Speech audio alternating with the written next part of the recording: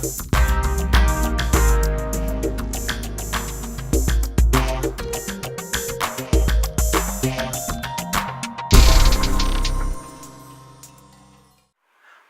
vidéo grande conso aujourd'hui à Séville, en Espagne, à l'occasion de l'inauguration du premier Costco d'Europe continentale. Une première qui en appellera d'autres, en Espagne naturellement, mais aussi normalement en France, en 2015. Visite.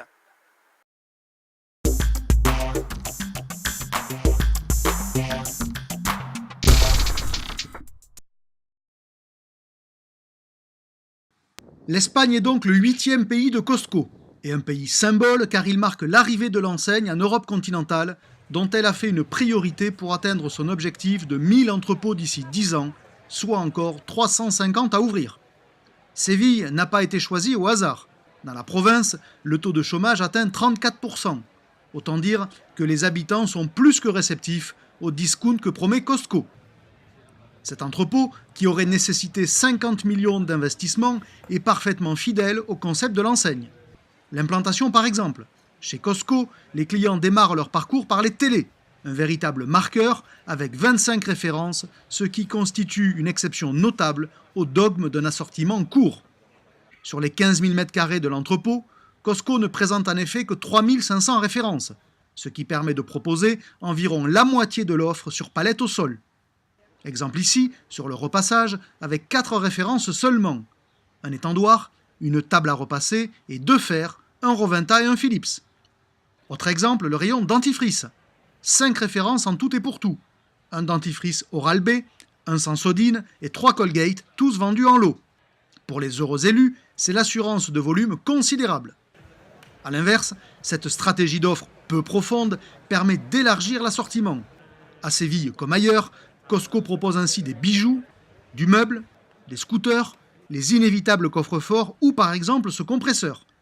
Avec à chaque fois la promesse du meilleur prix possible, y compris sur un collier en perles australiennes à 14 500 € ou pour un très grand écran Samsung de 90 pouces à 11 500 €. En fait, outre son volume à la ligne, Costco a 2 atouts majeurs pour baisser les prix. D'abord, son modèle économique. Pour faire leurs courses chez Costco, les clients doivent au préalable s'acquitter d'une cotisation annuelle de 36 €. Ensuite, Costco chasse tout le superflu. L'équipement de l'entrepôt est sommaire, constitué très majoritairement de racks. Le rayon textile par exemple, de simples tables ou directement des palettes, comme pour ces chemises. Le rayon puriculture, le voici. La librairie, des livres entassés, sans repérage particulier pour le client. Quant à la parfumerie, pas de mobilier rétro-éclairé ni d'effet particulier. Du rack et encore du rack.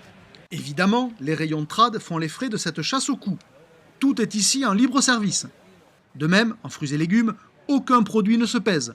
Tous sont vendus à la pièce ou en lot. En apparence donc, des contraintes.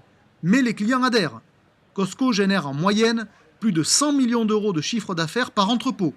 Et ici à Séville, la veille de l'ouverture, 14 000 clients s'étaient déjà acquittés de leur cotisation.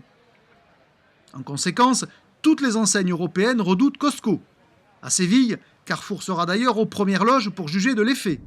L'enseigne exploite un hyper à quelques centaines de mètres et surtout, à moins de 5 minutes de voiture, son propre concept de petit entrepôt alimentaire baptisé Supéco.